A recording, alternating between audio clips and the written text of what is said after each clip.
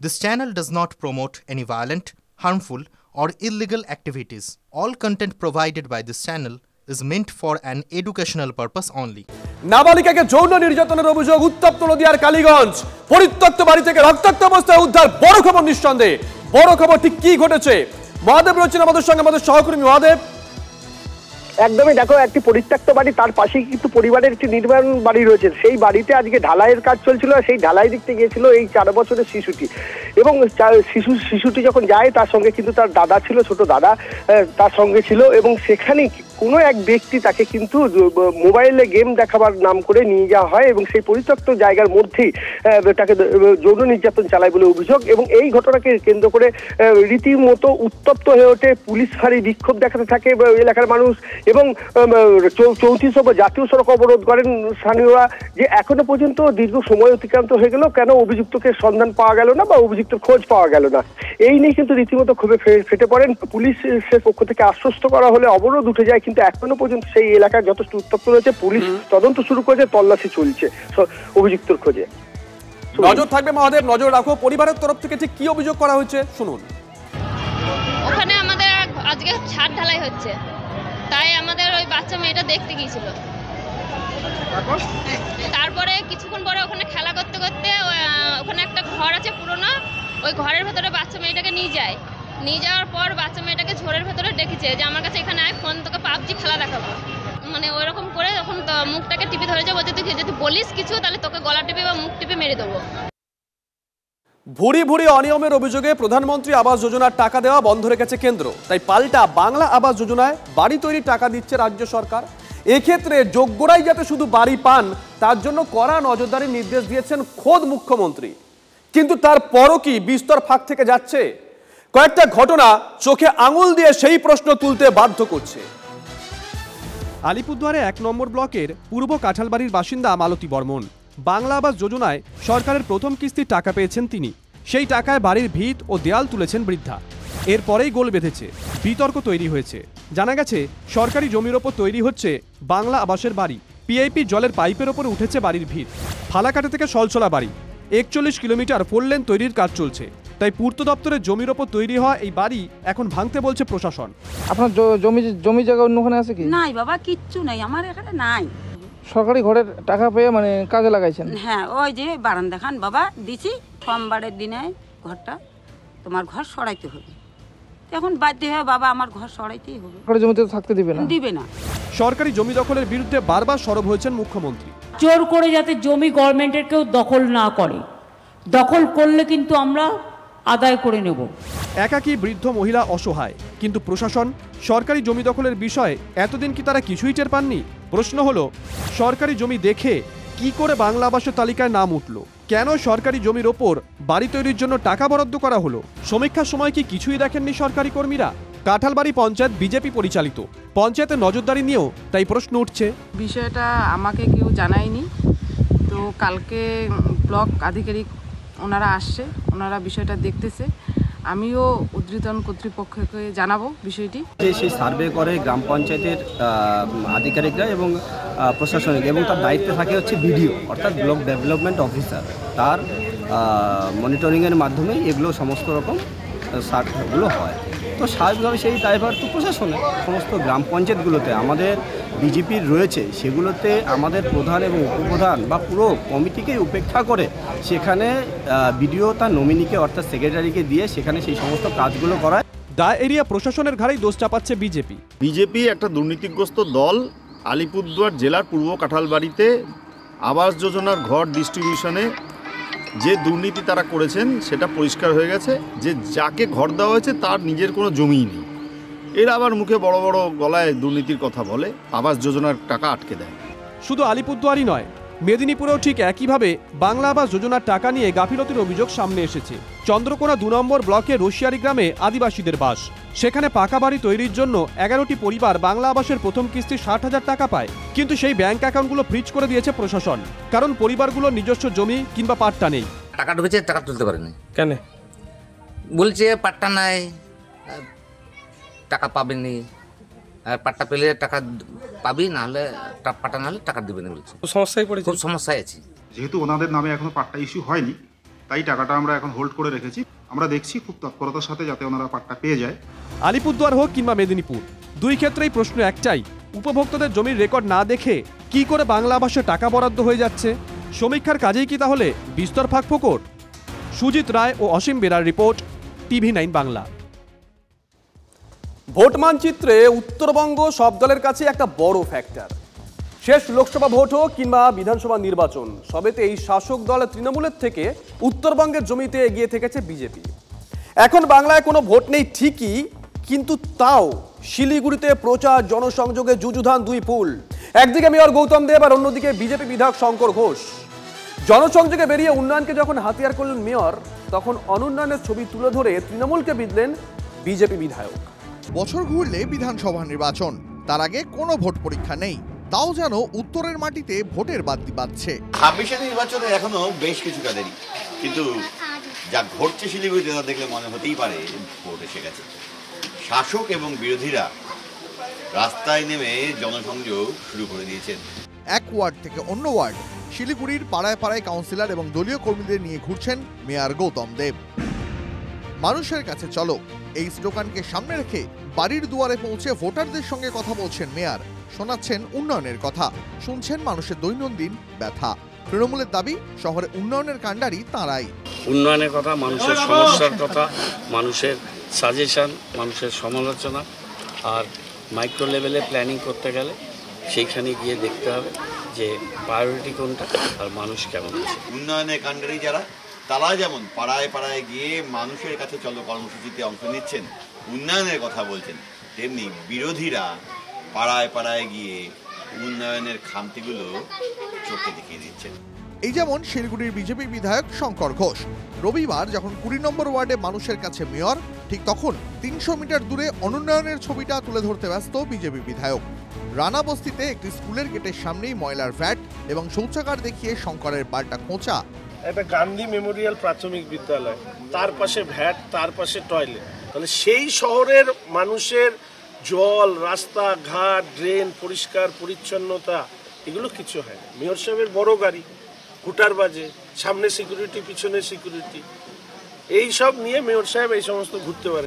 একদিকে উন্নয়নের ঢাক, অন্যদিকে অনুন্নয়নের খোঁচা। শিলিগুড়িতে যুযুধান দুই পক্ষ এখন রাস্তায়, কারণ বাকির চোখ 26-এর ভোট। গত কয়েকটা নির্বাচনে শিলিগুড়িতে শাসক তৃণমূলের ফল আশাপ্রদ নয়। লোকসভা নির্বাচনে দক্ষিণবঙ্গে সাফল্য এলেও উত্তরে থমকে গেছে তৃণমূলের বিজয় রথ। কোচবিহার লোকসভা কেন্দ্র তৃণমূল দখল করে ঠিকই, কিন্তু জলপাইগুড়ি, আলিপুরদুয়ার ও দার্জিলিংয়ে হেরেছে তৃণমূল। 2024 সালের লোকসভা নির্বাচনের নিরিখে পুরো এলাকা এবং শহরাঞ্চলে ভোট প্রাপ্তি তৃণমূলের চিন্তা বাড়িয়েছে। একদা লাল দুর্গ শিলিগুড়ি এখন সবুজ ঘাসফুলে দখলে। শিলিগুড়ি পুরসভায় ক্ষমতায় রয়েছে তৃণমূল। 47টি ওয়ার্ডের মধ্যে তৃণমূলের দখলে 37টি, অথচ লোকসভা ভোটের নিরিখে 36টি ওয়ার্ডেই পিছিয়ে ঘাসফুল। একমাত্র সংখ্যালঘু একটি ওয়ার্ডে লিড পেয়েছে তৃণমূল। রাজনৈতিক মহলের মতে সময় থাকতেই শিলিগুড়ির মাটি শক্ত করতে জনসংযোগে নেমেছে তৃণমূল। পাল্টা ঘাসফুলের কৌশলে জল ঢালতে ময়দানে পদ্ম ফুল। কাজ মানুষের কাছে যাওয়া 2.5 বছর আগে শুরু করেছি, তার আগে 12 সালেও করেছি নকশালবাড়ি থেকে। এটা আমার মনের কাছাকাছি প্রোগ্রাম। কাজটুকু করতে পারেন না, তো সেই জন্যই তো একজন ভদ্রলোক বলেছিল যারা আগে সাইকেল চড়তো তারা আজকে ফরচুনার নিয়ে ঘুরে। তিনি বলছেন এই যে মেয়র উন্নয়ন দেখাচ্ছেন, আমি অনুন্নয়ন দেখাচ্ছি, মেয়রের চোখে বলছেন। মানে এই লড়াইটা তো ভোটের লড়াই। সব মিলিয়ে জমজমাট ভোটের আগের এই রাজনৈতিক জমি দখলের লড়াই। ক্যামেরা দীপায়নের সঙ্গে প্রসেনজিৎ, TV9 বাংলা, শিলিগুড়ি। দেখুন যে প্রতিবেদন দেখালাম, এই প্রতিবেদন দেখে ভাববেন না যে সম্মুখ সমর বোধহয় এই একটা জায়গাতেই হয়েছে। আরও একটা জায়গা, ছবি দেখুন। শিলিগুড়িতে একই মঞ্চে যুযুধান দুই নেতা। পুরোহিতদের অনুষ্ঠান মঞ্চে একই সঙ্গে হাজির সেই গৌতম দেব এবং শঙ্কর ঘোষ। ডাবগ্রামে ওই অনুষ্ঠানে যোগ দিতে যান শিলিগুড়ির মেয়র গৌতম দেব। সেই সময় সেখানে হাজির হন বিজেপি বিধায়ক শঙ্কর ঘোষ। আর সেখানেই একে অপরকে বিদ্যে ছাড়েননি দুজন। কারা আমন্ত্রিত জানেন না, দাবি করেছেন গৌতম দেব। পাল্টা শঙ্কর বলছেন রাজ্য সরকারের কাছে এটা অস্বাভাবিক, কারণ রাজ্যের অনুষ্ঠানে বিরোধীরা ডাক পান না। আমাদের রাজ্যের সরকারের যে মাইন্ড সেট আপ, দলের তৃণমূল দলের যে মাইন্ড সেট আপ, সেখানে এই ধরনের ঘটনা ব্যতিক্রম বই কি। পুরোহিতদের সম্মেলনে উনি আমি একই সময় এসেছি, একসাথে বসেছি। উনি আমার সিনিয়র লিডার, আমার তো বয়সজনিত কারণেও ওনাকে আমি সবসময় সম্মান করি। এর মধ্যে রাজনীতি খোঁজাটাই অন্যায়। আমার সাথে কথা হয়, দেখা হলে কথা হয়।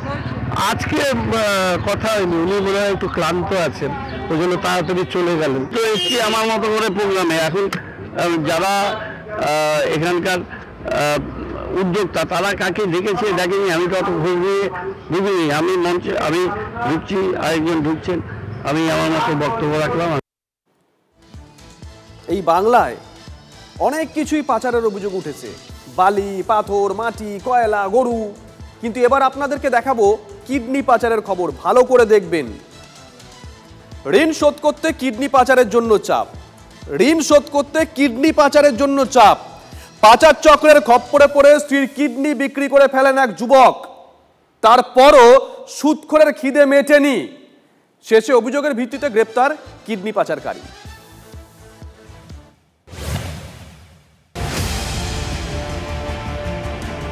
রাজ্যে ফের প্রকাশ্যে কিডনি পাচারের কারবার। ঋণ শোধ করতে না পারায় কিডনি বিক্রি করিয়ে টাকা দিতে চাপ। উত্তর 24 পরগনার অশোকনগর থেকে গ্রেফতার কিডনি পাচারকারী। অশোকনগরের কল্যাণগড়ের এই যুবক আর্থিক অনটনের কারণে হরিপুরের বাসিন্দা বিকাশ ঘোষের কাছ থেকে সুদে টাকা ধার করেন। শীতল ঘোষের থেকে 60,000 টাকা সুদে নিয়েছিলাম। সুদে নেওয়ার পর আমি কম বেশি 7-8 মাস ধরে পার ডে 600 টাকা করে, মাসে 18,000 টাকা, 6-7 মাসে 1,30,000 টাকা আমি অলরেডি দিয়ে দিয়েছি। যুবকের দাবি 60,000 টাকা ঋণ নিয়েছিলেন, এর মধ্যে 1,30,000 টাকা দিয়েছেন। তারপরে অভিযুক্ত সুদখোর বিকাশ ঘোষের নাকি খিদে মেটেনি, লক্ষাধিক টাকা দেওয়ার পরেও নাকি ঋণ শোধ হয়নি। অভিযোগকারীর দাবি এরপরেই সুদে টাকা শোধ করতে কিডনি বিক্রির পরামর্শ দেন অভিযুক্ত বিকাশ ঘোষ ওরফে শীতল ঘোষ। তখন উনি বলেন যে কিডনি বেচার লোক আছে, তুই যোগাযোগ করতে পারিস, ওইখানে যোগাযোগ করলে সব তো মুক্ত পাবি। আমার সাথে উনি যোগাযোগও করিয়ে দেয়। যোগাযোগ করার পর আমি ওইখানে গিয়ে যোগাযোগ করিয়েছিল কচুয়ার একটা দিদির সাথে, সেও বিক্রি করে এরকম শীতল ঘোষের টাকা শোধ করেছে। যুবকের দাবি ঋণের দায় থেকে বাঁচতে তিনি কিডনি বিক্রির সিদ্ধান্ত নেন। মিডলম্যানের মাধ্যমে কলকাতার নামী নার্সিংহোমের সঙ্গে যোগাযোগ, সেখানে কিডনি বিক্রি করেন যুবকের স্ত্রী। 5.5 লক্ষ টাকায় কিডনি বিক্রির ডিল। হ্যাঁ, কিডনি দেওয়া হয়ে গেছে। 12 তারিখে ভর্তি ছিল, 14 তারিখে ওটি হয়েছে। কিডনি বেঁচেছে 5.5 লাখ টাকা। ইউপির পার্টি যে 2,20,000 টাকা দাবি করতেছে এই মুহূর্তে। এবার আমি কোথা থেকে দেবো? আমি সুদখোরের আরও টাকার খাই দেখে শেষ পর্যন্ত থানায় লিখিত অভিযোগ জানান যুবক। তারপরেই অভিযুক্ত বিকাশ ঘোষ ওরফে শীতলকে গ্রেফতার করে অশোকনগর থানা।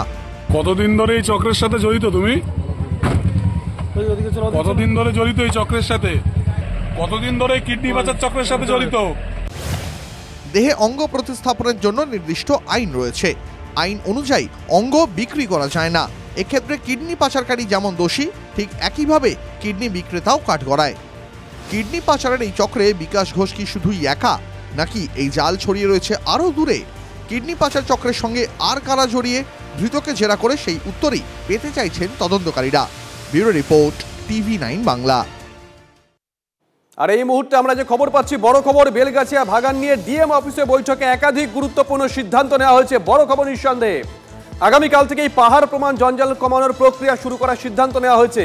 জেলা শাসক জানিয়েছেন প্রথমে ডাম্পিং গ্রাউন্ডে সয়েল টেস্ট করা হবে, বায়োমাইনিং এর মাধ্যমে কমানো হবে পাহাড় প্রমাণ জঞ্জাল। যে এলাকায় এর প্রভাব পড়তে পারে সেই সব এলাকার বাড়ি খালি করার সিদ্ধান্ত নেওয়া হয়েছে। যেখানে যেখানে ফাটল দেখা দিয়েছে সেগুলো মেরামত করা হবে। ইতিমধ্যেই 20টি পরিবারকে অন্য জায়গায় সরিয়ে নিয়ে যাওয়া হয়েছে। বৈঠকে উপস্থিত ছিলেন জেলা শাসক, পুলিশ কমিশনার, পুরসভার আধিকারিক এবং যাদবপুর বিশ্ববিদ্যালয়ের 4 জন বিশেষজ্ঞ অধ্যাপক। পর্যাপ্ত জলের অভাবের অভিযোগে সরব হয়েছেন স্থানীয়রা। জেলা শাসক অবশ্য জানিয়েছেন জলের সমস্যা মিটে গেছে। সয়েল টেস্টিং করে কিভাবে এই এফেক্টটা আরও বেশি, কতদূর এই এফেক্টটা থাকবে এটা আমাদেরকে একটু অ্যানালিসিস করতে হবে। এটা যাদবপুর টিম একটু সাজেশন দিয়েছিল, আমাদেরকে একটু বাড়িগুলো খালি করতে হবে। এই সার্ভেটা আমরা ইমিডিয়েটলি শুরু করছি। HMC তরফ থেকে আর ডিস্ট্রিক্ট অ্যাডমিনিস্ট্রেশন তরফ থেকে টিম যাবে। ড্রেন আর তারপরে একটা বোল্লা পাইলিং দিয়ে একটা স্পেস তৈরি করার একটা সাজেশন দেওয়া হয়েছিল। এখানে ব্যালিস্টিক সেপারেটর দিয়ে কিছু কাজ করার, তারপরে যা গ্যাস বেরোচ্ছে তার জন্য আউটলেট রাখার, এরকম একটা শর্ট টার্ম মেজার্স সাজেশনস দেওয়া হচ্ছে। এটা কেএমডিএ তরফ থেকে কাজটা ইমিডিয়েটলি স্টার্ট হচ্ছে। বেসিক্যালি ওখানে একটা হিপ করে একটা মাউন্টেন টাইপে একটা ডাম্পিং আছে, এটাই আমাদেরকে একটু হাইটটা কমিয়ে দিতে হবে। রবিবাসরে দুপুরে অন্য ভূমিকায় মহারাজ হকি স্টিক হাতে সৌরভ গঙ্গোপাধ্যায়। অলিম্পিয়ান গুরুবক্স সিং এর সঙ্গে ডুমুরজলা অ্যাস্ট্রোটার্ফে ভারতের প্রাক্তন অধিনায়ক।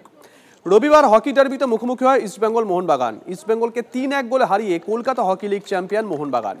প্রধান অতিথি হিসেবে উপস্থিত ছিলেন সৌরভ গঙ্গোপাধ্যায়।